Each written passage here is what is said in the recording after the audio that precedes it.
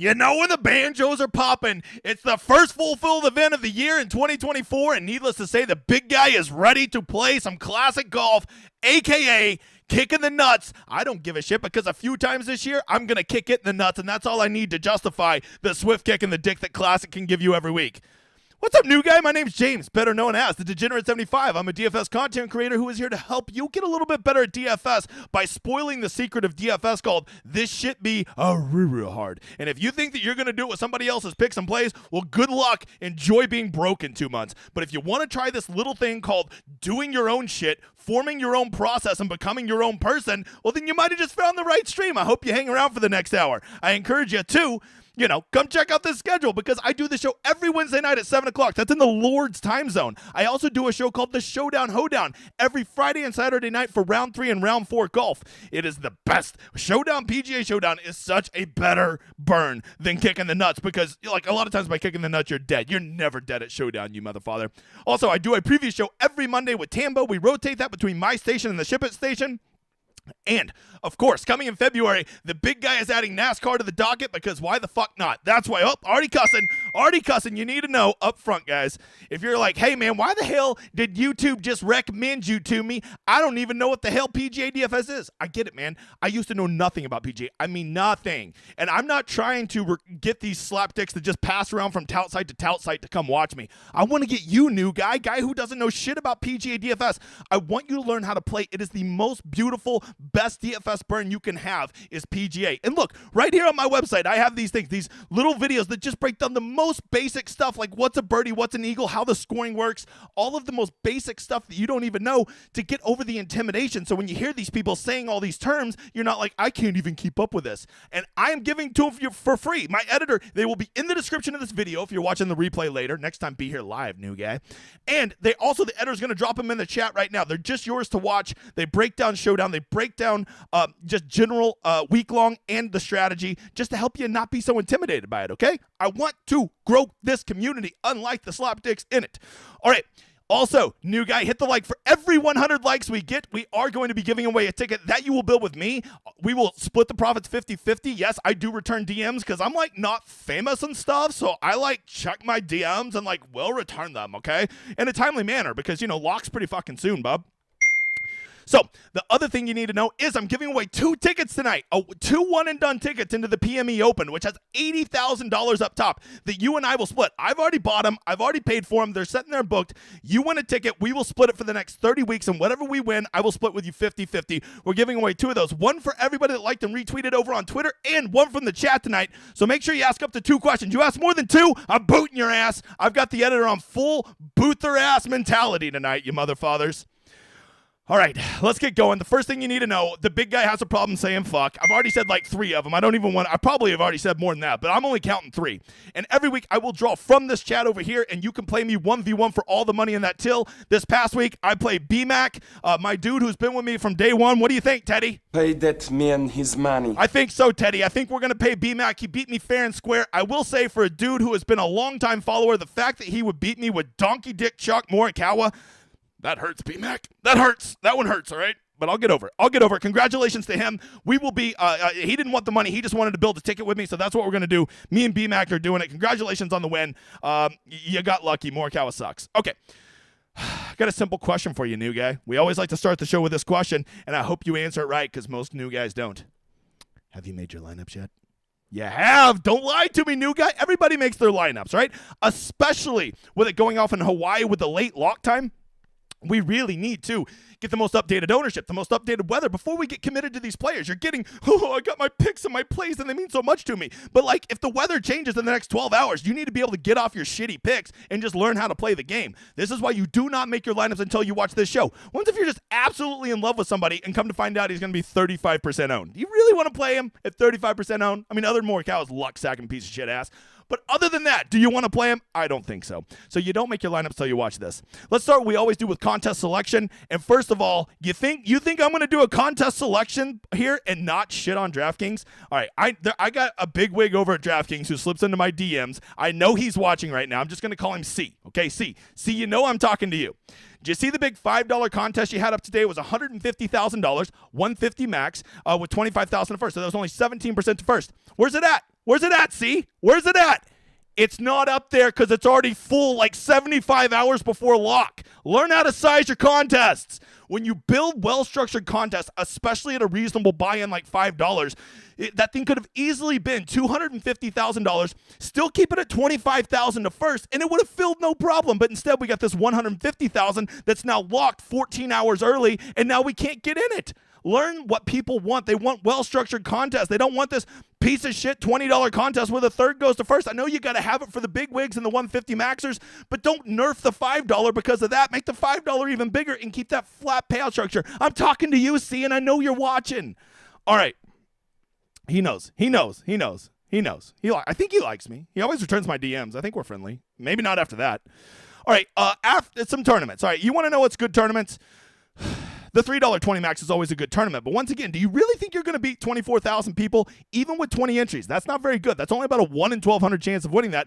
But I will tell you, I like the payout structure on those. Where you really want to do, what I like to do the most is I really like to find the tournaments like that are just smaller. Like, you know my baby right here. I'm always going to pump it up. The $10 18 max that they made for me. It has a flat payout structure, and you only got to beat 3,500 people. And when you factor in that you have 18 of those lineups, you really have about a less than 1 in 200 shot of winning this thing, right? That's like actual something that can happen every couple of years, right? So these are the kind of contests I preach. They have oh, look, they got the secondary $5 up. Just insulting. Okay, this could have just all been added to the other one. I'm talking to you, you mother father. The $1.20 entry is a really good way to get your feet wet, learn how to build a player pool, get your exposures right. For just $20, you can do this. But I will tell you, once again, not easy to beat 23,000 people. Well, that's going to be a common narrative tonight, okay? And the best thing I can tell you is, guys, just try playing in contests that have less than 1,000 people in it. I know you're never going to win like $10,000, but let me go ahead and tell you a secret. You probably ain't going to win $10,000 anyways, so you might as well get in contests that can be sustainable. You can have a good sweat, and you can learn how to play the game. Quit playing in these giant lotteries where like 10 or 15 really good pros who actually know how to win at this stuff are putting 150 lineups in there, out-leveraging you, and having better projections than you, and go get into small, well-structured contests, usually under 1,000 people. You're going to see way less pros in those, and even if you do, at least you can match how many entries they have. If it's a single entry, a 3 max, a 5 max, whatever the tournament may be, okay? Contest selection is the first place you're blowing money, new guy. Quit doing it. But of course, the one contest you should definitely get in is mine. Go get in right now. The Showdown Hoedown Listener League. It was a little slow filling last week. Made the big guy a little nervous, all right? Go get in it. Go fill it up. It is a $5 3 max flat payout structure, everything you need. It is a great contest, and I want to grow it, so get this filled quickly. Editor's going to drop it right here in the chat. Make sure to do it. Don't make me be that guy on Twitter tomorrow and be like, hey, baby, I need you to sign up for my contest. Quick shout out to last week's winner, Zakamu. I know that motherfather. I Batman. And Capstone, 3 motherfathers in the top 4 flying the flag. You don't mind. We don't hate it. Guy in the back, do we hate that? That's right. I fed him yesterday. He's fired up tonight. Yeah, he's all one. What the hell are you doing? Anyways, so congratulations to all our winners. I appreciate it. Let's get to the next thing. New guy, second question, chance at redemption. What is the single most important thing at PGA DFS? And always the first thing we check, because we're not poors and we don't use Windfinder. That's right. I gave it away with the Windfinder joke, didn't I? That's right. We checked the weather. And guys, the first thing you need to know with weather this week is we are back to a full-filled event. That means 144 players. Last week, we only had 59 players, so everybody basically just played at the same time. This week, they have to do waves, okay? Yes, I get waves. It's a pun. They're in Hawaii. Ha ha. Funny. But anyway, thank you. So, here's what I'll tell you. They have this thing called the PM-AM wave and the AM-PM. Tomorrow, some guys are going to go off in the morning, and then that'll be half the field, 72 players, and the other 72 will go off in the afternoon, right? And then Friday will be the exact opposite. So those guys that go out Thursday morning will go out Friday afternoon. And those guys that go out Thursday afternoon will go out Friday morning, right? So this is called your AM-PM or your PM-AM splits. And so with that, weather becomes particularly important because if we see a distinctive weather edge for the first 2 days, it can really determine how we play and can gain us a real edge. And I'll show you some data on how predicting the weather correctly can really change your PGA DFS success. So first of all, just know the big guy's not a poor. He can afford the $18.99 a year to give you guys actual weather projections. I actually even have a weather guy hired over at my site. No big deal. I'm not bragging or anything, okay? And here's what I got for weather. Well, first of all, we got to look at Thursday. And this course, if you don't know, when it's windy and it's rainy, it actually has some teeth. Like, it can stand up to these guys a little bit when you have those. And it's a par 70. And if you take out the 2 easy par 5s, this course has some teeth to it, right? So be watching out for that. if you look at ECMF, Eric Cole, Monday, Wednesday, Friday, or Every Country Makes Weather projections, they seem to be saying that it is going to be pretty gusty tomorrow, right? Less so in the morning and then picking up throughout the afternoon. Why does that matter? Well, first of all, wind makes golf harder. Second of all, wind makes greens drier, right? And it also makes it harder to shape your shots, right? Well, maybe easier to shape your shots if you're me, because now my draws just go straight left. It works well for me. So what we need to know is when there's consistent weather all day, right? When you see like it's going to be blowing all day, does that give an edge to anybody else? Well, I think that Thursday, I would probably want the morning guys, right? From the earliest they go out right around 7 a.m. local time.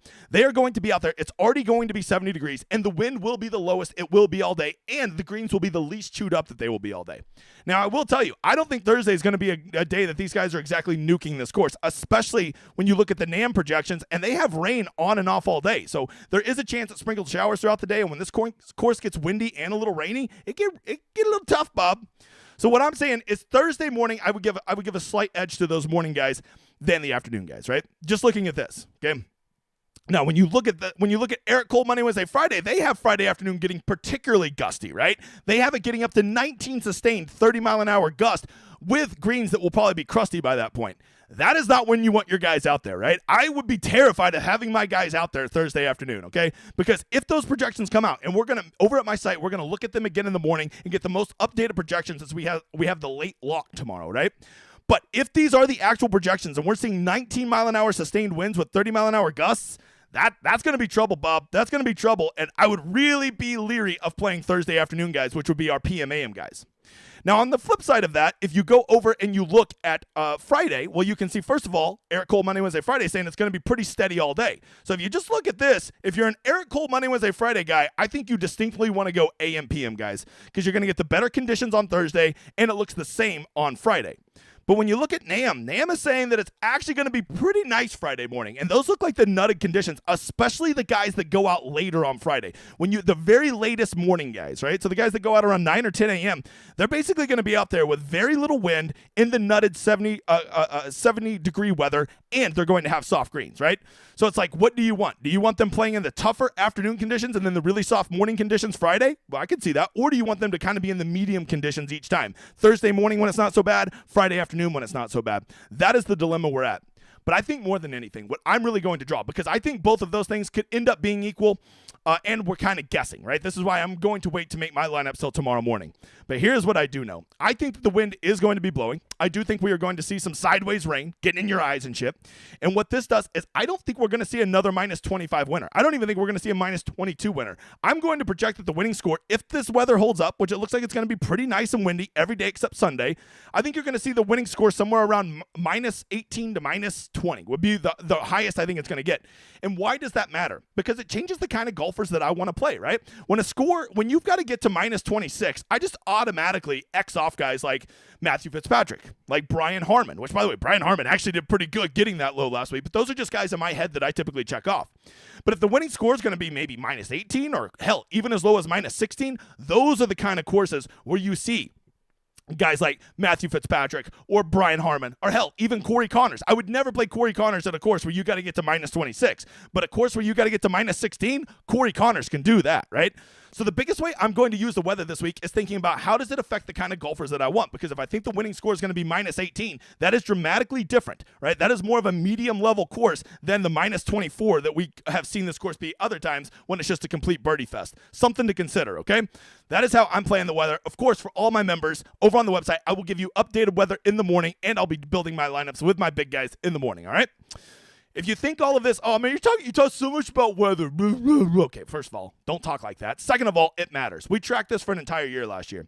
For those guys that are $7,500 or cheaper, the guys that were in the better wave last year made the cut at 55% versus the guys in the bad wave only making the cut at 44%. So if I told you you could have an 11% edge on your slapdick making the cut and not killing your 6 of 6 lineup, you wouldn't be dancing naked in the streets about that? Absolutely you would. And on the flip side of that, amazingly enough, for the studs, the guys 9,000 or more, look at the difference. a 20% difference in the amount of times that they made the cut when there was a clear weather edge, right? This is why I will be watching weather up to the last minute. And if you made me pick right now, well, I would probably just go with the Eric Cole Monday, Wednesday, Friday projections, and I'd say, give me some AM, PM, guys. I think that's going to be the better things, but I'm going to see what my weather guy does. He's putting some out tonight, and he's going to update it in the morning for me. So I'm not going with that yet because I know Hawaii weather can change. All right? So there you go. Let's get to the process tip of the week. If I'm going to be the guy that doesn't do picks and plays, you best believe I better be giving you some suggestions on how to play this little thing called the game. By the way, I see 352 people in here, only 163 likes. That's like, 190 dickheads. All right, let's get with it. Let's go ahead and just hit that like button, new guy. The process tip of the week is this. Learn the art of the pivot, okay? In PGA DFS, we have this thing called pivots. If you play DFS, you're probably familiar with the term pivots. That means instead of playing this guy, I'm going to play this guy. Once you get to be a little bit more advanced at this, you'll learn that the pivot term can mean instead of playing this range, I'm going to play this range, right? But basically it means instead of usually playing something chalky, I'm going to play something less chalky. That is the general definition of what a pivot is, okay? And so often people hear me say, chalk donkeys and don't play chalk donkeys and all of that, right? And so they think that pivoting means I pivot everywhere, right? Oh, this guy's 24%, never play him. This guy's 22%, never play him. You can't be that way, right? The art of the pivot is this. The answer is you never always pivot and you never pivot, right? If you play all the chalk all the time, it's not going to work out for you. Just like if you always fade the chalk. And remember, the reason that they're chalk is usually because they're playing well, they're a good course fit, they're coming in good form, they have good course history, whatever it is, those are all things that lead to them being chalky, and that can correlate to success. The key is learning what pivots you're willing to make and which ones you are not, right? If there is a guy you love and he is going to be donkey chalk tonight, you do not get off of him simply because I call him donkey chalk. You have conviction in that guy and you still play him and just try to play him at a higher percentage than the rest of the field is, so you have this little thing called leverage. You got it? But for all those guys where you're kind of, I don't know if I'm in love with this guy, well, then just go play the dude that's legit 1/5 his ownership. The guy that you're kind of over is 25%, and the guy right next to him is 5%, who you also are about. Well, just go take the 5%, the 5x leverage, and just go play the guy at 5%. This is the art of the pivot. Do not use pivots to get off the guys you love, but use it to play the game. I track these pivots every week. We're doing it more advanced this year. You can see it right here over my shoulder. And you can see this is what we tracked last week. We identified 4 chalk donkeys last week that we wanted to track. You can see them right there. It was Morikawa, it was Iceberg, it was Eric Soler, and it was Cam Davis, right? And you can see 2 of those guys did really well, and 2 of those guys did not do very well. We are now measuring these guys against the 4 guys immediately above them in the pricing and the 4 guys immediately below them, so long as there's no crossover. Sometimes we have to move it a little bit because their prices are too close, right? But generally speaking, that's our goal when we do our chalk donkeys. And you see Morikawa last week at a redonkulous 40% ownership, right? Whereas the guys around him averaged 11.3. The guys that we measured him at were only at 11.3. So he would need to outperform them at a 4-to-1 ratio. And let's face it, that little donkey dick did it. That little donkey dick did it, right? He got there. He of the 8 guys we compared Morikawa to, he outperformed 7 of them, right? So that chalk definitely got there, right? It definitely got there. I know I didn't play any of him. I mean, I played him at Showdown, which went well, but I did not play him at week long because I told you he's the one guy I wasn't playing. But on the flip side of that, old Iceberg, 33% owned, and the guys around him, the 8 guys we measured, were only 12% owned. So basically, you were getting a 3-to-1 ratio to go play the other guys, and he got outperformed by 6 of those 8 guys around him. For a 75% of the times, pivots beat him. Eric Cole, he did well, right? Or no, he did not do well. Wait, yes, he did well, right? He beat 6 of his 8 pivots around him, even though he was 3 times their ownership, though, but he was also 3 times outproduced them. So he really did what he needed to do. He needed to be 3x all of his pivots, and he actually ended up being 3x as he beat 6 of the 8, right? So 6-to-2 is a 3-to-1 ratio. And then lastly, Cam Davis. What have I told you about that low 7K chalk? 24%. The average guys around him were less than 5%. That was 5-to-1 ratio you could have got if you would have just played the pivots around Cam Davis, and 75% of them, or 6 of the 8, outperformed him. So there you go. This is the art of the pivot. Last week, the right answer was to not pivot off of Morikawa, to probably not pivot off of Cole, but to definitely pivot off of Davis and Iceberg, right? And you could have pivoted off Cole or Morikawa, but there was just fewer options to be right if you pivoted off of them. Does that make sense? You've got to learn the art of the pivot. You've got to learn that you never always pivot and you never not pivot. If you can ever figure out that perfect recipe on when to pivot and who to pivot off of, that is the single biggest thing you could ever do at PGA DFS if you want to be a long-term successful player. We're all searching for it. All right, let's get over to ownership. If you don't know the big guy, he is the sweatiest tryhard when it comes to weather, when it comes to ownership, and when it comes to projections. Those are the three things I am the biggest tryhard at you will ever meet in your life, pal. And right here over my shoulder, you can see the 10 highest guys that we have projected for ownership this week. Is my ownership the best in the industry? Yeah, objectively it is. I've literally measured it. There's two others that keep up with me, but generally speaking, most of the people in this industry put out fraudulent ownership, and they charge you for it. And they honestly, it seems like it should be illegal. If you want to know who the other two are, I ain't telling you. Okay. So anyways, here you go. The top 10 most owned guys. I break these into three kinds of guys. I have donkey chalk, which means you're a donkey if you play him, and we don't play donkey chalk. What guy in the back? That's right, except when we do. We have chalk, which means it's getting a little high. I don't love it, but I get it. And then, of course, we have okay chalk, which is chalk I don't even consider chalk, but this stupid fucking industry uses the term so loosely, they don't even know what the term means. Chalk is about what your ownership is relative to the peers around you in it. It is not just a generic term of anybody over 12% is chalk. No, that's not how it works, dipshit.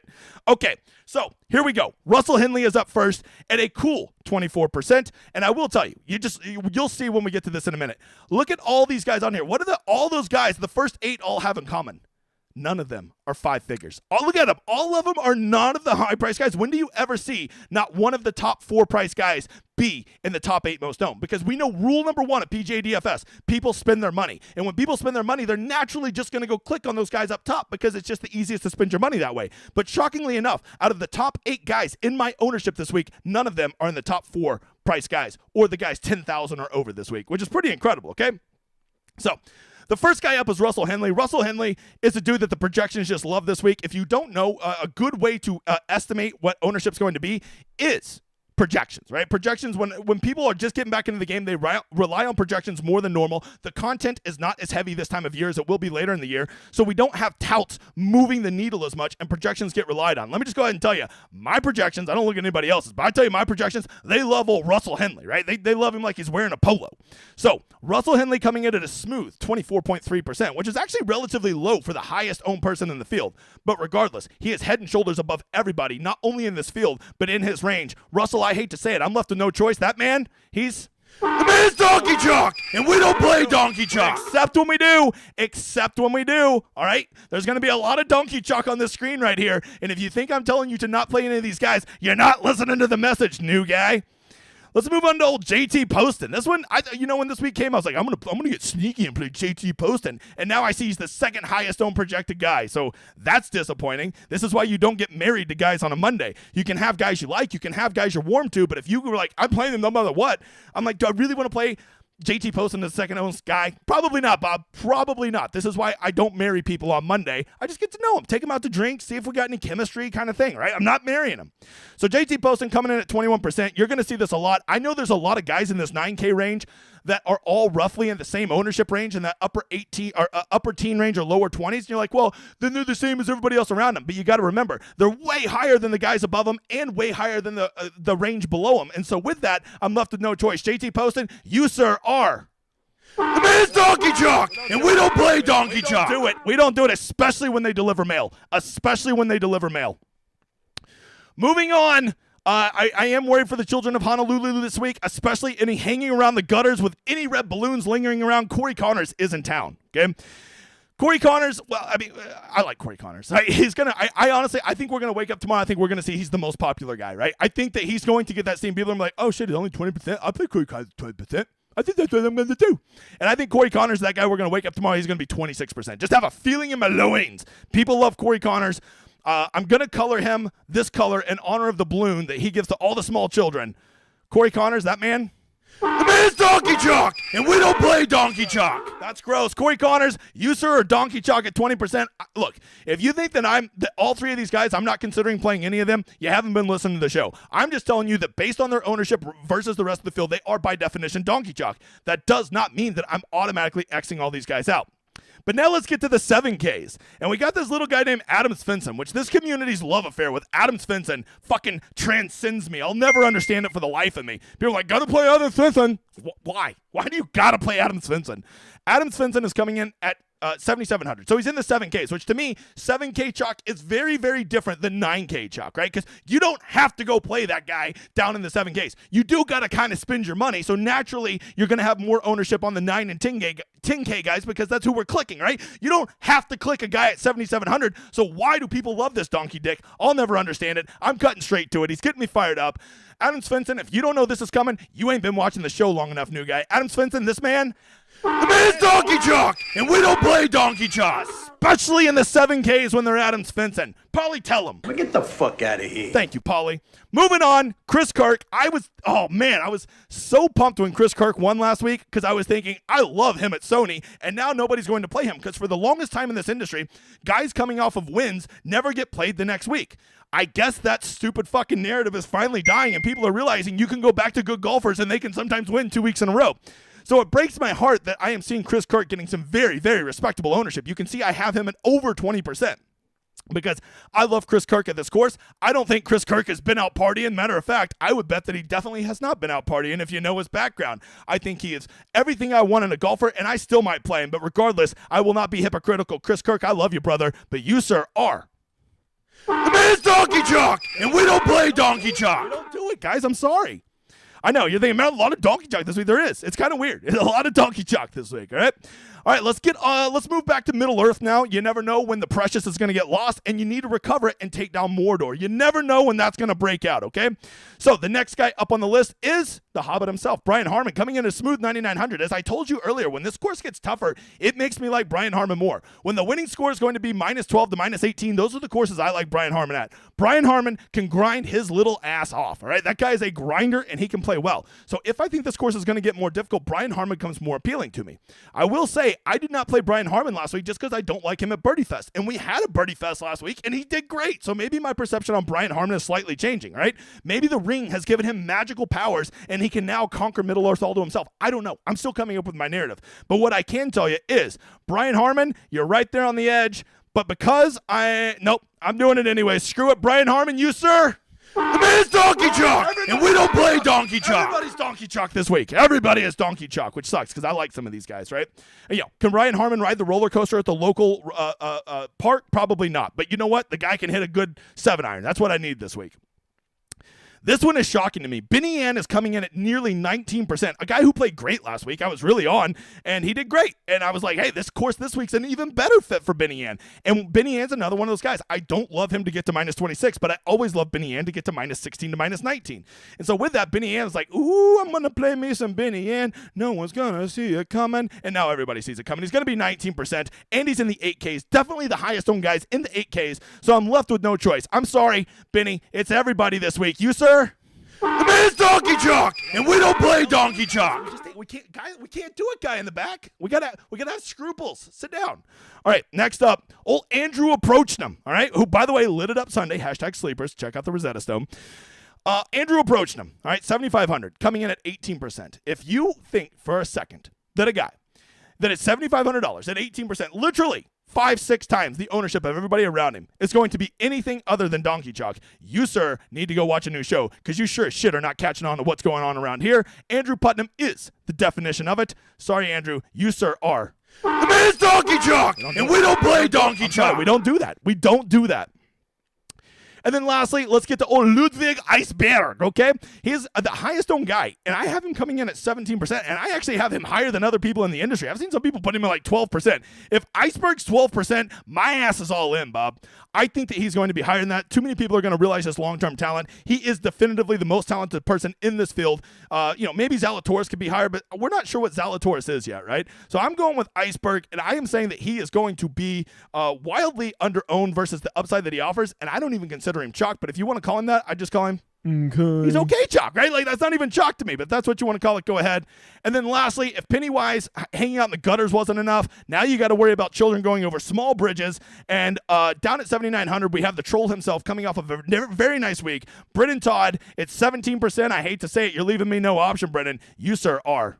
The man's Donkey Chuck, and we don't play Donkey Chuck. Hey, look at that, 400 people in here. The #1 stream in PGA DFS. Once again, you'll love to see it. Thank you all for being here. I appreciate it a lot. So, if people are going to be moving up and down, if people are going to see this show, now ownership is naturally going to fluctuate based on what they see here. So, I am going to guess some guys that I think are going to get steamed up tonight. Guys who are going to come in at higher ownership than I currently have them projected at, and some guys that I think are going to moonwalk, right? So, here they are. The first guy I think is going to come in a little bit higher owned tomorrow is going to be Matthew Fitzpatrick. I'm telling you, every guy above 10K I have under 18%, right? Which is crazy that nobody in the five figures, 10K or above, is coming in at over 20%. You never see that. And if I had to guess, of those four up there, which is the one that's most likely to get steamed up, I think it's going to be Matthew Fitzpatrick because the conditions being windy, that'll fit his narrative, and he played pretty well. So I think Matthew Fitzpatrick is going to get steamed up by tomorrow. The next one is Denny McCarthy. I told you that 8Ks don't really have any big ownership outside of Benny Ann, but I do see a bunch of guys just right there in the low teens, and if I had to bet one of them that I think is going to get steamed up, well, I'm basically just going to go with what I know about this donkey dick community. They love Denny McCarthy, right? They love short guys in this community. Brian Harmon and Denny McCarthy, right? They're just in love with him, and I think the one guy in the 8K range that could surprise us when we look at ownership tomorrow could be Denny McCarthy. If he comes in at 18, 19%, it won't shock me. Denny McCarthy is a guy that feels like he will get steamed up. And lastly, I just have a bad feeling. I have this guy currently projected at a reasonable number. Ryo Hitsasuni? I don't know how to say his name, right? I'm not fucking Japanese. Deal with it, Bob.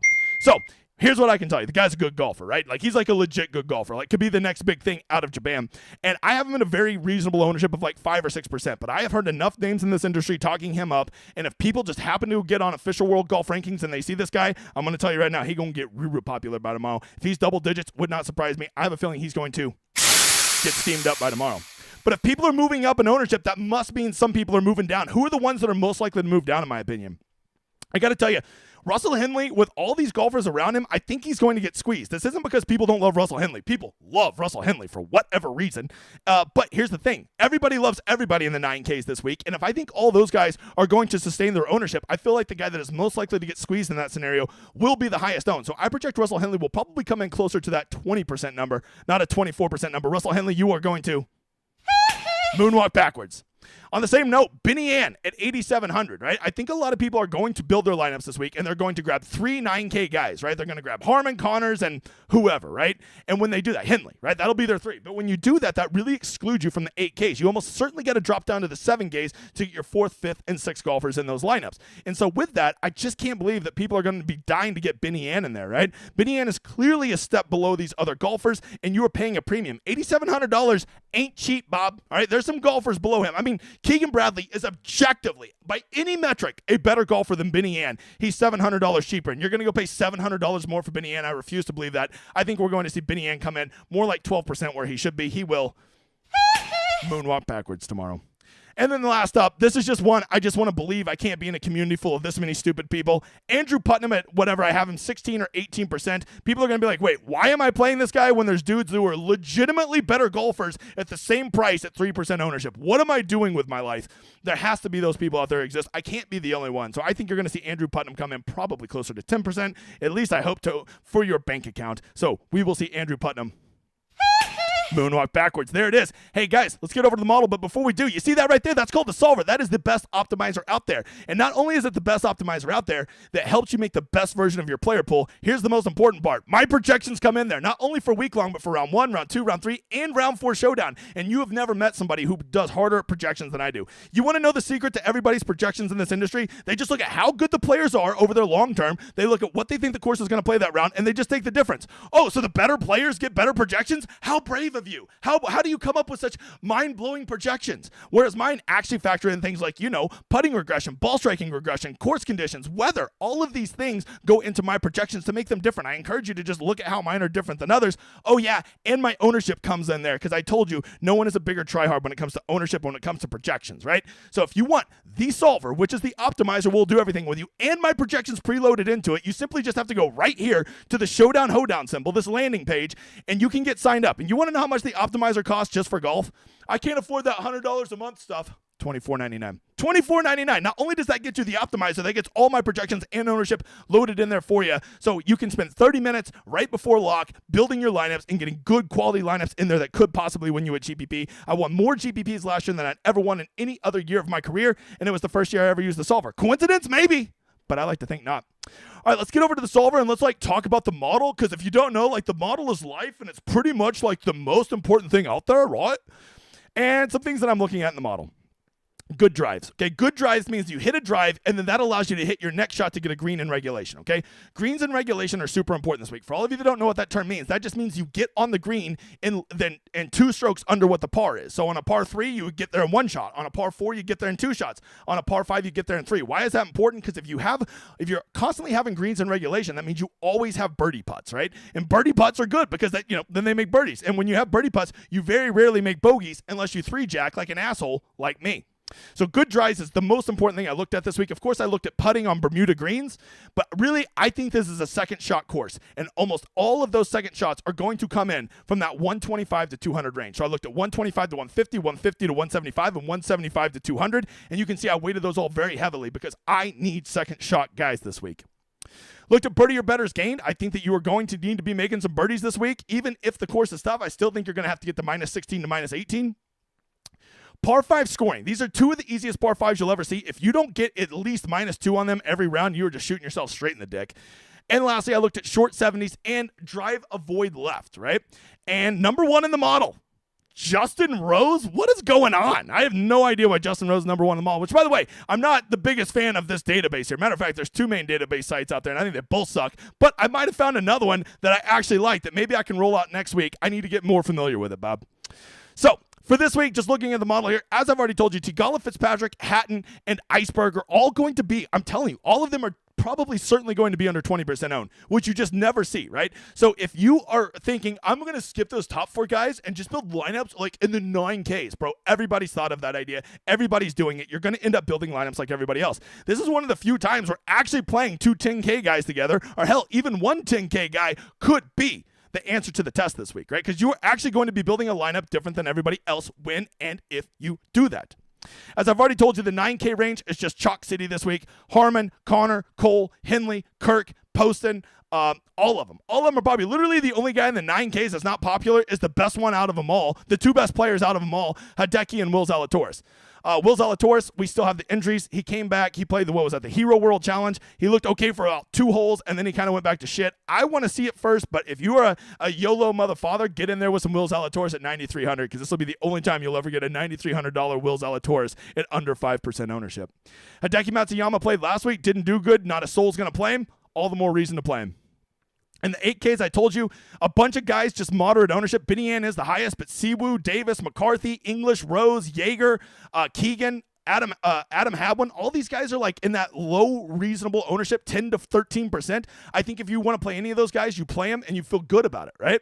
That's what I would be doing. I think you really want to make your stand, though, or if you really want to become an advanced player, how about this? How about you just, in your player pool, add these top 4 guys, then skip down here under Benny Ann, and then play these guys, and just completely skip all of that disgusting 9K chalk right there. Skip it all. Maybe throw in Will Zalatoris or Decky or something, but literally skip all those guys and just build all your lineups with these top 4 guys who are all, in my opinion, going to be criminally under-owned versus how good of golfers they are, and then all of these guys in the 8Ks. And if you want to know a little secret, these guys in the 8Ks are basically the same golfers as the guys in the 9Ks, right? You're never going to convince me that Chris Kirk is night and day better than Denny McCarthy or Justin Rose or, hell, even Ropat Harris English, right? Same guy. You're the same guy, pal. You're not that guy. Getting into the 7Ks, as I've already told you, there's really only 3 big pieces of chalk, and it's all from the upper 7Ks. Brendan Todd, off of a good week last week, makes a lot of sense at a course like this, but he is going to be popular. Adam Svensson, the model, loves him, and apparently so does this community. He's going to be wildly popular. And, of course, Andrew approached him, who does look good in the model, so you got to play him because he looks good in the model, and never once has somebody who looks good in the model ever done bad. I will tell you, Lukey Gloves looks pretty good in the model if you're a Lucas Glover guy, right? There you go. Bust out the cheater putter. No one's playing Cheesesteak Hoagie. No one's playing Luke List. Aaron Ride, JJ Spawn, Keith Mitchell, just pivot city. And then once you get below Putnam, literally everybody's a pivot down there. Outside of, I think, Nick Taylor may get to 7 to 9% ownership. But outside of that, once you get below 7,500, everybody's a punt. It's free ownership down there. So no matter who you want to play down here, Billy Horschel, Emiliano Grillo, none of these guys are going to have any ownership tomorrow, right? If you want to play the French Frenchman. Even though I think I am from Belgium, I am going to do the French accent because that is what I do.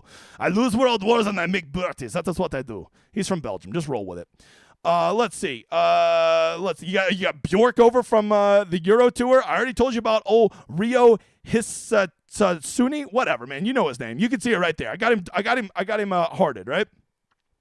And then just no one wants to get into the 6K range, right? And there's real golfers down here in the 6Ks, right? Like Ben Coles is a real golfer. Seamus Power is a real golfer. Bob McIntyre is a real golfer. Doug Gim is a real golfer. Grayson Sigg is a real golfer. Ryan Moore in the swing season, if you didn't see, that motherfather was playing some golf. And he's number 12 in the model. Maybe it's time to get some more Ryan Moore in your life, if you know what I mean. The point being is there are real golfers down here who are really low owned. Hell, even Hayden Buckley's played here twice. I don't get why Hayden Buckley's good at this course. He literally is just terrible at everything I want him to be good at. Like, he's like dead last in a lot of important stuff, right? But for whatever reason, he's played well here. But still, even with that, I think he's going to be like 3% owned at most. Alejandro Toste can get a little toasty, if you know what I mean. The Commissioner Gordon down here. I mean, there's like real golfers down here. Hell, you can even get down to like 6,200. I think Carson Young and Pearson Coody are real golfers. I think it's a little early for Pearson Coody. Justin Lower. These are real golfers, right? So the fact that nobody wants to dive it down into the 6Ks, I'm going to probably set a rule on my lineups that every single one of my lineups will have to contain at least 2 guys from $7,400 and below. And why am I going to do that? Because if I do that, I basically have already made my lineup so much different than everybody else. It doesn't matter who the first 4 guys in my lineup are. I could go play 4 donkey dick chalk guys at 9,000, but because I am saving the last 2 spots in my lineup for guys $7,400 or cheaper, my lineup is going to be dramatically different because those 2 guys are going to be so low owned relative to the rest of the field. So that is a way that you can build your lineup the way you want. If you're in love with that 9K range and you want to stack 3 or 4 of them, it's your world, brother. Do whatever you want. But just remember that you're probably going to want to have at least 2 or 3 punts / sleepers in there to offset that, right? So there you go. That is the rundown of the model. That is the rundown of the field, which brings us to the highlight of the show. Some people have said the one guy I am definitely not playing is, well, I went back and forth on this one. I was going to go with the guy in the 9Ks, but honestly, 9K chalk isn't near as gross as 7K. So now when you get down to the 7Ks, I'm basically left with 3 guys. I kind of like Brennan Todd. You know, I don't have any small children, so I'm not worried about him hanging out under bridges. That doesn't concern me. And so now I'm down to 2 guys. And I'm back and forth. I could go either way, but I think that the right answer is the one guy I'm definitely not playing this week is a dude who is probably overpriced. He should probably be about $7,100 in this field. He's overpriced. He had 1 good round Sunday, so now everybody's convinced that he's the second coming of Tiger Woods, and they're going to go play him at like 18 or 19%, which is just hilarious because he had 1 good round. You go play him. I'll set the fuck out. The one guy I'm definitely not playing this week, not a chance in hell am I playing Andrew Putnam. Get the fuck out of here. Get out of here with Andrew Putnam. But that brings me to the more important question. Who is the one guy I'm definitely playing this week, right?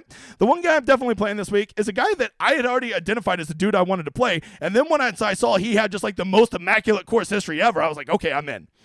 It's a guy who I still think has a little bit of fuel left in the tank. It is a guy who played last week, and I want guys who played last week. Some of these guys might have not picked up a club for the last 3 months. I need to know that my guy, whether he played well or not, I need to know that he at least played competitive golf recently. This guy played competitive golf. This guy really seemed to knock off some roughs towards the end of the tournament.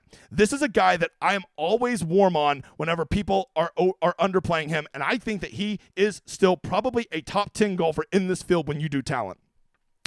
But most of all, the one guy I'm playing this week, well, I mean, the model loves him. So I got to go with the model because, you know, like the model's life. So we are going to go straight to the video of the guy we're playing this week. And the editor wouldn't tell me who it was. All he would tell me is titties. I'm like, what does that mean? So let's see. It looks like, what is this, Titanic? What do we got here? What do we got? That's Ron. That's nice. Oh, shit, what is that, a gold medal? Jack, I want you to draw me like one of your French girls. Rose is the mystery person. Wearing this. All right.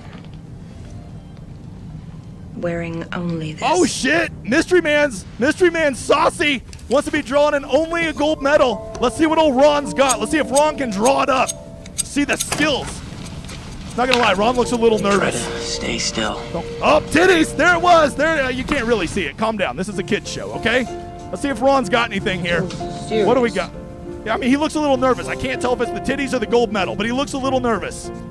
Can't wait to see who this is. Who is he drawing here? Okay, RB. Justin Rose is who he was drawing. That's who the gold medal. He wanted to be drawn. Oh my God, they're so cute. I guess I'm left with no choice. Me and Justin Rose, we're going partying this week. We're going to go hard. We're riding him all the way to the end. The one guy we are definitely playing this week, and we're not looking back. We're playing Justin Rose, you motherfucker. Justin Rose, let's go. We're going to go dancing in third class, but he's probably going to die tonight. Wait, no, I'm the one that dies in this analogy. Okay, hey, that's it. Let's get to the giveaways now. But before we do, come check out my site, djn75.com. There's something special's going on over there. I'm not sure what happened. Like, if somebody, like, I got, like some influencer got paid, because there's been like a bajillion people sign up, and I think it's this simple. You go to my site, you scroll down here, and you say, wow, this guy's a real hardcore dude that's going to give me better content than everywhere else. Surely he charges like $100 a month like all these other slapdick tout sites. No, he doesn't. You want all my golf stuff. That includes all my showdown stuff, the behind the paywall content, everything. $34.99 a month. And trust me, look at me, new guy. You want to lock in that price. Big things are coming. Or if you want to get all access, everything I do, you can get it for $54.99. Trust me, you're going to want to lock that in too. Not only do you get me doing all my behind the paywall content, you get the best tool in all of PGA DFS called the Rosetta Stone. I do this for a week long, which we're doing right now, round 2, round 3, and round 4 showdown. I'm telling you, you don't know how awesome this is. If that looks intimidating to you, I have videos breaking it down. After 2 weeks, you'll be like, this is my life, and I love this thing. I'm like, you're right, brother. You were right. Big shout out to all my winners. Just casually had guys hit 100,000, 30,000, 20,000, 10,000, 5,000, 2,000, 1,500, 7,500, 1,500, 1,000, 600, 500. I mean, look, I don't care about the amount. I care about all those first places and all those motherfathers flying the flag. We have a special community over here. We celebrate all types of victories. We're all in it together. It's all about our process. It's not about DJ's picks and plays and all that stupid shit. All right, with that in mind, I see 259 likes. We're going to be giving away 2 tickets. But first, I am going to be giving away 2 one-and-done tickets, right? I'm going to do 1 from this wheel and then 1 from the chat, and I'm going to do 1 backup. If you do not reach out to me by 10 a.m. tomorrow morning, I'm going to give it to your backup, because we got to lock in a pick tomorrow. The one and done starts tomorrow. So this is for a $200 Pat Mayo Experience one and done listener league that me and you will split 50-50. I've already bought it. You simply reach out to me tonight. This is from everybody who liked and retweeted over on Twitter. I appreciate you. And our winner is Sir Ireland. There it is. I know that guy. Editor from the chat over here, go ahead and pick me one. This is for a $200 one and done. I have 2 of them. Sir Ireland won 1, and now we're going to do another one over here. By the way, while the editor is doing it in the chat, I'm going to go ahead and spin for my backup. If either of these 2 winners don't reach out to me, you get their ticket, you motherfather. All right? So our winner is, this is for the backup. The editor is doing the other real drawing. Jernigan. Oh, Jernigan. I know that guy. All right, the winner from the chat is Steve Robbins. Steve Robbins, you win a $200 entry into the one and done. If you do not reach out to me by 10 a.m. tomorrow, whether it's through the Discord or it is through Twitter, I'm giving your fucking ticket away. No ifs, ands, or buts about it, okay? Ike, you are the backup. If either one of them don't reach out to me, be on standby on Twitter and reach out to me, and I'll give the ticket to you, brother. All right, editor, go ahead and draw me 3 names also, 2 to build a ticket with me, and 1 for the fuck counter, because I've been cussing like a sailor tonight. While he does that, don't let me forget to tell you guys, we are less than a month away from the Waste Management Meetup. Me and my entire team, Ship It, Hoop, and Tambo, and their whole team are going to be there, and we're going to have a big meetup. We're going to go to the course. We're going to go out there. We're going to have a Super Bowl party. We're going to go to the casino. We're going to make a whole 4 days out of it. So if you can butter up your wife now, get there. Here's our winners. James Romanowski, reach out to me. We're building the ticket together, you motherfather. Frankie Ortiz, reach out to me, you motherfather. And Brian Asbell, send me a 1v1 competition, just like this guy right here. Just like this guy right here. And we are going to play for all the money in the fuck counter, which appears to be, we'll call it $30, okay? So there you go, guys. Let's get to some Q&A. If we get up to 300 likes, I will drop another one, another drawing. But in the meantime, let me get back over to the model, because the model is life. Let me start answering questions. Reach out to me now, all you winners. That's a big giveaway. I really want to do that one and done, and I want to split it with you guys, so don't slow play me, or I'll just give it to somebody in my Discord. Ooh, I see some super chats. What do we got here? Ronnie Lee, best info in the industry. Ronnie Lee, you're the best fan in the industry, you motherfather. Thank you for the super chat. Scrolling back through, what do I see going on here? Zakamu, oh yeah, last week's champion. That's right, number 1. Hey, you got there, big guy. Congratulations. Mike Curtis, $2 for the guy in the back. Guy in the back, you, sir, are getting a Twinkie tonight. Oh, he's pumped, Mike. He is pumped. Yeah, he's real pumped. He appreciates that. Hey, big guy, what's your ownership cutoff as per salary? Other work, 7K, 20% bad, 10K. Yeah, so at 10K, usually the magical number is 30%, right? Anytime it gets over 30%, I really have a hard time playing him, Nick, right? But it's also relative, right? If everybody is 25% and one guy's 30, and I love that guy at 30, I'm still going to play him, right? But if Iceberg were 30% this week, and everybody else were 15%. Not a chance in hell I'd play him. I just play the game, right? But with I think all of those guys being low owned, I don't think we even have to really worry about that this week, Nick. Okay. Getting over here to the chat, gonna answer your questions. Make sure you hit the like. Big guy sweating like a whore in church. Let me get a swig of the, what am I drinking here? Sparkling water. Shit smacks. All right, let's see. If there's not a question mark, I'm skipping it. Do we need a comment to be in the drawing? That's right, Lone Star Randy. Looks like you figured it out.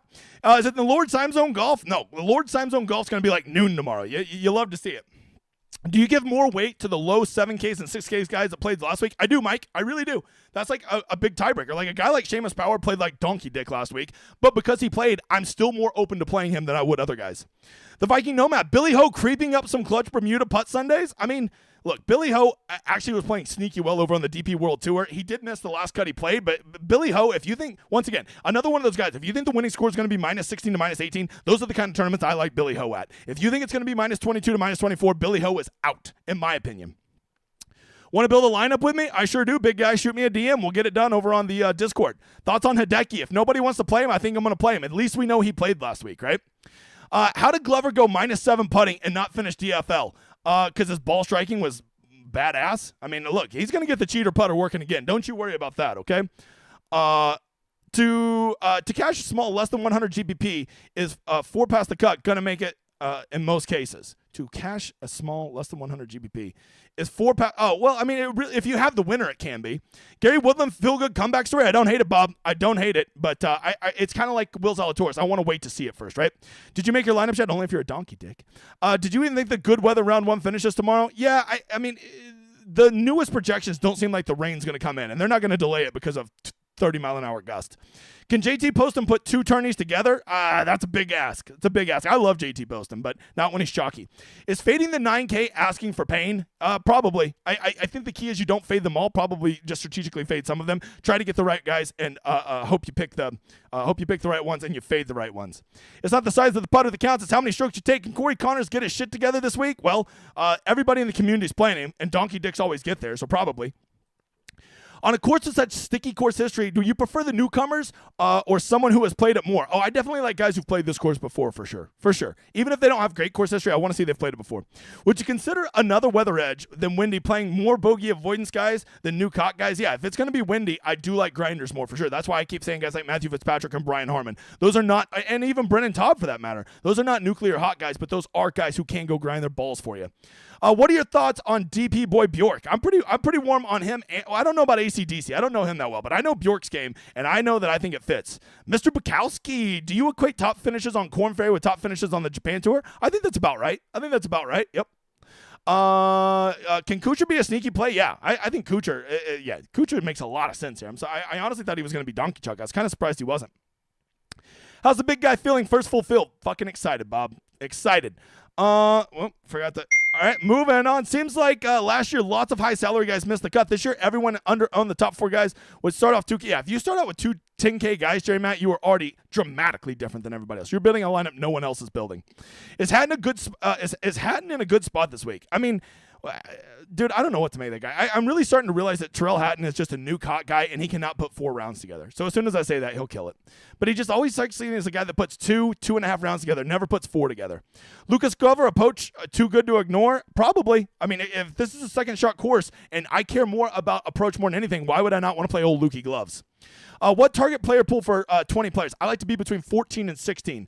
Can we go back to cheesesteak hoagie? Sure. Once again, if it's a second shot course, the one thing Tom Hoagie does well is hit second shots, right? When you go look at old cheesesteak hoagie right here, look, I mean, he's top 34 in all 3 of those proximity ranges I looked at, right? Is there a specific skill set you're leaning on this week? Yes, guys who hit second shots well and who get lots and greens in regulation. You don't want to be scrambling your balls off around here. Benet says, Cam Davis, perfect bounce back setup. Don't hate it. What golfer in the 9Ks are you fading? I don't do that shit. Who is your favorite sub 5% play this week? I don't do that shit. Chalk served decently last week. Way smarter to fade more chalk this week than there's more golfers to choose from. Yeah, I think so. There is a lot more golfers. So why are you going to be so married to chalk, right? Yeah, I think there's something there. What do you think of Rose? Well, seeing he's the one guy I'm playing, I'm pretty warm to him. Which broomstick wins this week, and why is it Willie Z? If it's Willie Z, I'd be shocked. But, I mean, if you want to go with him, go with him. All right? Who has a... I don't know. Batia has that cheater putter. That'd be so funny if he comes back and wins after he screwed everybody last week. Put it in my veins. In PGA, do you prefer a 20 max or a 3 max? Really just depends on the structure of the contest, but typically speaking, I do like to build 20 or more lineups. I never really like to just build 3. Is it viable to just mostly ignore the high 9K guys and play 8K range? Yeah, absolutely. Absolutely. But I think you're going to certainly want to mix some of those top end guys with them too. The guys that are 10K and above. Lift clean in place. If there's rain, they'll almost certainly be playing lift clean in place, which will help the scoring a ton, right? If you guys don't know, lift clean in place is whenever the course gets wet, sometimes the ball will embed. So the golfers, anytime they're in the fairway, can pick it up and give themselves a new lie and can have really nice lies every time, or what I do every time I play golf. Why do Canadians do well in Hawaii? I don't know. Canadians are good golfers. Pick top 10 in odds, lowest own for one and done. I don't know. I haven't looked at one and done ownership. How are you feeling about Nick Taylor? Love him.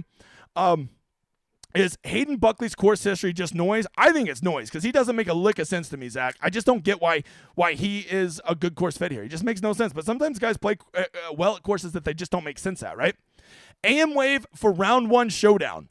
Probably, but man, I want to see a full day. I'm not trying to guess tomorrow. I'll play round 2 showdown. That's where I'm at. Thoughts on Benny Ann? I liked him until I saw that ownership.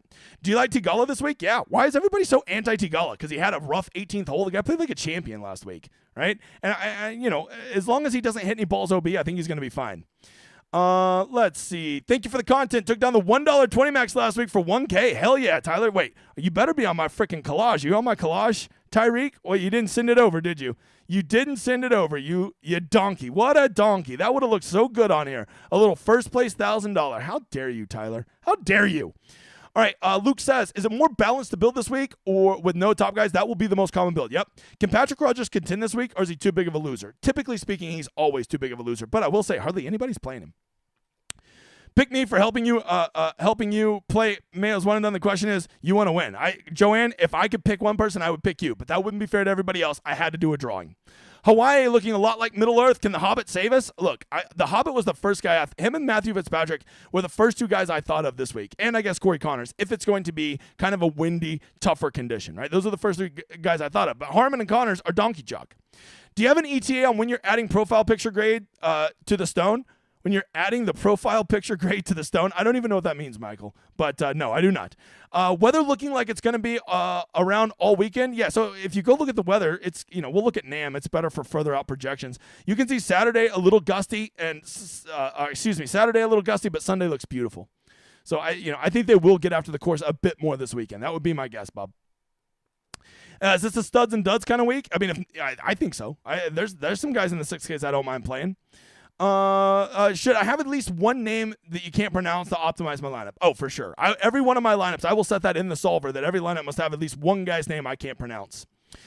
Do you give any players from last week a slight advantage? I give them a big advantage because I know what they're up to. Whether they played well or not, at least I know they played. PGA newbie this year, do you factor in betting odds to your process? Yes, I do. When you go look over at the Rosetta Stone and stuff, a lot of these things that are in here, like win equity, top 20 equity, made cut, a lot of that is being derived from odds, and that can really help us determine who can be the better plays and get done the things that we want to get done, if that makes sense. Let's see. Razor Sharp, how do you feel about guys who didn't play last week? I mean, I would have rather them played, but I don't think I'm canceling them off just because they didn't. New guy, which price range is the lowest owned to target and to be overweight to? I think the 8Ks is probably going to be the range where you can get, or I take that back. Anything over 10K. Let's see. Nick Devour eats it all up. What rules do you set in the solver when building your lineups? It's usually about, like, I'll make sure if I have like 3 chalky guys in my pool, I'll set a rule that says never can you have more than 2 of these 3 guys, something like that, right? Or if I have a bunch of punts in there and I don't want to play 2 1% owned punts together, I'll say at most one of these 2 guys. Stuff like that is what I set in there. Also, I kind of cap my salary cap and I don't let it go too low too. Change my variance. What's there to do in Oklahoma? Nothing. Why do you think I'm here on a Wednesday night so fucking pumped about PGA DFS, Bob? Because there ain't shit to do here. That's why. Moving on. Tigala's odds have cratered. Does that make him less appealing because he's now overpriced or because his ownership is dropping big time? I don't know what's going on with Tigala. I feel like somebody knows something I don't know. I don't get why nobody's playing him. I've heard nothing to concern me, but I'm going to go snoop around tonight. That I can tell you. Speaking of snoop-a-loop. Is Iceberg a good one-and-done play? Absolutely. Absolutely, because he's going to be low-owned. People are not going to fade him. Whatever. I'll go play a low-owned best player in the field. What's the one key stat you'll weigh more this week? Good drives and those approaches from those buckets that I already talked about. Any strategy for mixing cash with GPP lineups? I'm just not a cash guy at week long unless there's just an obvious weather edge, which I don't see this week. I'm just not that guy.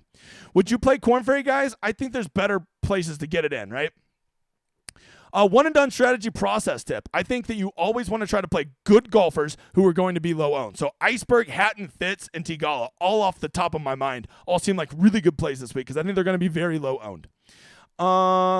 Let's celebrate their first super on stream. Oh, that's cute. All right. How would you be doing a showdown? How would you be doing showdown shows from Waste Management? I don't know how we're going to do that. I need to talk that over with the team. Thoughts on Kirk potentially going back to back? That was my favorite narrative, Chase, until I saw everybody else apparently has the same idea. Now I don't love it as much. Is PGA 2024 here or am I dreaming? Oh, it's here, Dice. And can't you tell big guy's sweaty and excited? If I was to play Showdown Cash this week, do you recommend smaller field contests, 11 to 23, or larger ones? Yeah. Typically speaking, when there's an obvious weather edge, I like to play the bigger fields because more dumbasses will be in those. Whenever there's less of an obvious weather edge, I like to play the smaller ones because the rake is lower, right? So the answer is kind of complicated, right? Andrew Yee, when talking about wins and studs, and you're referring to studs in terms of actually ability and studs or relation to the rest of the field. Yeah, I mean, to me, the studs are just based on their price tag, right? So a stud to me would basically be anybody 9K or higher in this field, right? In very small fields, I find that I'm not chalky enough. What's a good rule to get some of these in very small fields, I find I'm not chalky enough. What's some good rule of thumb these sizes of contest? I mean, first of all, don't go Xing out every single chalky guy. If you like some chalky guys, don't kick them out of your player pool simply just because they're chalky, right? That would be what I would tell you. Can Donkey Chalk please be punished this week? I sure hope so. Is it looking like round 2 AM, Bob? I mean, that's tough to tell. I'll be doing a whole show on it tomorrow, Thomas. You're a member, I'm pretty sure. So just come watch the video tomorrow. I'll have everything you need with the weather. Iceberg, good enough to fight the wind tomorrow? Yeah, look, he's the best player in the field, right? I know this isn't like a great spot for him, but like if nobody wants to play him, whatever, I'll play him for you. Play players in better slots, even costing the way of the spicier weather. I mean, I would still lean weather in that situation, but the key is to find guys you like that are low owned in the good weather. Has DJ's notes document been released? It is not. It has taken forever. We're trying to get it out within a week, but God, that is a monstrosity. Who are the guy you're definitely playing in single entry? Already went over it. Who would you find tomorrow morning to get the final weather report? Would you build tomorrow? Yeah, that's what I'm doing. I already said that. Yep. Thoughts on Tigala back-to-back blockbuster outings? I love Tigala. I'm a Tigala slut, so it doesn't take a lot for me to sell you on this. If I'm playing multiple 3-max, would you run 2 or 3 different player pools? No, I would keep a really tight player pool, and I would probably go 5 guys in at least 2 of those lineups, or I'd probably lock in 3 guys to all of them. That's what I'd do. Brian says, what do you like to cap your ownership at in full-filled events? Well, for minimum, I'll never have a guy in my player pool I don't get in at least 8 to 10% of my lineups. And on the higher end, sometimes I'll go 100% on guys. But typically, if I'm not in love with a guy, I usually cap them at 50 or 60%. And that's only for about 3 or 4 guys. Is there enough win equity in the 8K range to build with all the guys in that range? Oh, that's tough. I don't love a lot of these guys in this range to win, except for Justin Rose and his gold medal being drawn naked by Ron. Who's the chalkiest you might play? I don't know. I'm not even committing. I haven't even made my player pool. I'm going to wait for the updated weather. Let's see. If the PGA were to host an event in Oklahoma, what would you want them to play at? I mean, they played at Southern Hills for the PGA Championship a couple years ago. That was cool. That was literally like the week after I started my channel. What do you know about this Sami Välimäki? He's a European tour player who can grind his balls off. If you think this course is going to be tough, he might be a guy for you. He's a dude I don't mind playing at things like Open Championships and stuff like that. Is it worth making lineups tonight, or should we wait for updated weather? I'm waiting for updated weather, but if you want to start building your player pool and then just be willing to adjust it once you see the new weather, that might be the answer too. Jordan says the perfect lineup last week left damn near 3K on the table. Yeah, but no one was ever going to build that. You got to know the difference between an optimal lineup and a practical optimal, right? Like no one's ever going to leave $3,000 on the table and hit a nutted lineup. Let's see. Favorite tournament of the year? Non-major, it would be the Genesis, which is only like a month away. What is your process for picking a golfer for one and done? I've already went over that. Based on the chalk, it seems like you don't have to pivot as much this week, right? I would agree with that. There's not a lot of like really, really bad chalk this week. You know, when the second highest owned guy is like 20%, that's really not that crazy. Is your ownership projection based on, yeah, that's based on the large field. If you want to know a good rule, Frankie, take whatever I have on my ownership, multiply it by about 20 to 25%, and that's what it will be in single entry and in the more expensive stuff. So a guy that's 20%, he'll basically be 24 or 25% in higher higher dollar single entries. Is Corey Connors part of the family? The Hills have eyes. I don't think you're wrong, bub. If you're playing this balanced build and not build anyone under 7K to get different, yeah, you could. But I don't know. To me, I want to have some of those guys with the win equity up top. Brett says, how long should my player's putter be on a scale of Hubbard to Broomstick? Well, definitely longer than short putter Mark Hubbard, but I also hate the cheater putter guy, so that's a tough one. Somewhere in the middle, I guess. Day number 1, DJM fanboy here. How we loving your boy? Love the big guy. I mean, look, no one wants to play. I'll play him for you. Bob. That's how I feel about him. I wasn't in love with him. No one wants to play him. I'll play him. I see us almost getting up to 300 likes over there, up to 290. How close are weekly ownership projections to actual? We measure it every week. My consistent R squared is around 94%, and I think last week I only had one guy that was above 5% off, and only 3 guys that were, maybe about 6 guys that were over 3% off. Did you hear about Nick Saban? Yeah, that shit's crazy. What's considered donkey chalk in the 6Ks? Probably anything over 5%, I start to get a little concerned. Anything over 10% is disgusting. If everybody is donkey chalk, is anybody donkey chalk? Well, you got to remember there's 144 people in this field, sir. Who is the one guy I must play? I think that you probably are going to want to find other streams to get those answered. Good max product ownership for single entry. I always like the smaller the number, the better, but not crazy. You can have a couple chalky guys in there. I don't know much about him, Cattier. Zach, we smash in the low 7K range. There's some guys I like there, right? I put some of them in my sleepers video today. There's some guys there I'm going to get down with. Is Iceberg now Moses? He parted the Red Sea of Donkey Chalk? I mean, I don't hate that. That's a narrative I can get behind. All right, if Donkey Chalk is in the AMPM wave, are you more willing to use them? So if I think there's going to be a wave edge, I am more willing to play a Donkey Chalk guy if they're in that wave. Yes, that's a really good question, De Palma. Is Willie Z completely healthy? No, I do not think he's completely healthy. And even if, he might be completely healthy, but I don't think he's completely back, right? I think he still has some rust on him. That would be my guess, but it's nothing more than conjecture. Part 5 scoring was my note last year. Thoughts on using Terrell Hatton in 66 lineups? I mean, it's bold as shit. I'll tell you that. Let's see. Once again, thank you for the super chat, Ronnie. Let's see. Is this an old man course? I like a lot of old guys. When I was looking through my sleepers today, I was marking a lot of old guys, Brent. Brother from another, any favorite first-round leaders? Nope. Any thoughts on 2 gloves, Aaron Wright? I mean, if the weather gets bad, huge advantage to have 2 gloves. Am I right, Benet? You got to go for every angle you can. I'm a Jaeger slut, but why is he coming in so low owned? I think it's literally just he's just viewed as these guys around him are better. I mean, Keegan Bradley, Adam Hadwin, Justin Rose are objectively better golfers than him, and people like to play better golfers.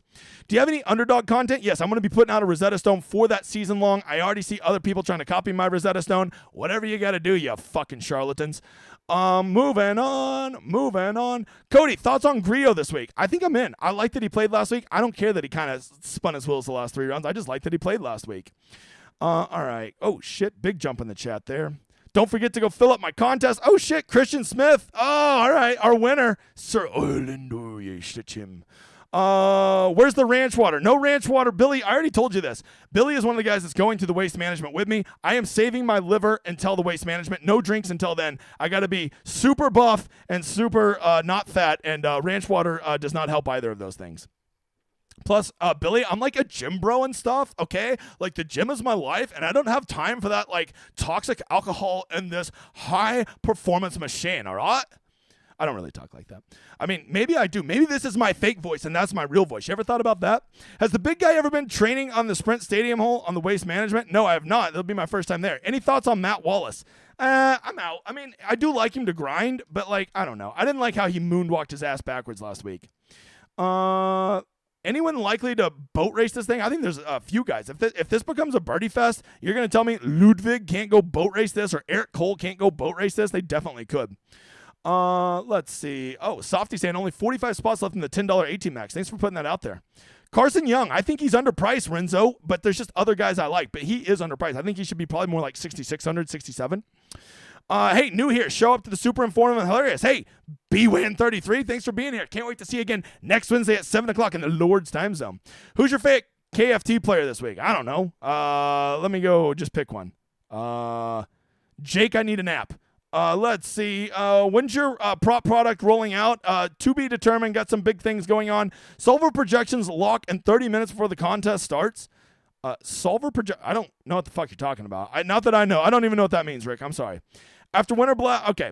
So, guys, I think that is it. Thank you all so much for being here. I appreciate every single one of you giving up your time every Wednesday night to be here live and to continue to make this the most popular stream in PGA DFS. Hitting the like, hitting the notifications, telling your friends, subscribing, continuing to grow the channel. I could not do it without every single one of you. I appreciate you so much. And I want you guys to please always remember Rule 3080. Expensive tout sites are shady. Stay the fuck away from them. I want to go out as the #1 stream again. So let's hit a little victory lap. Put it on. I was so high.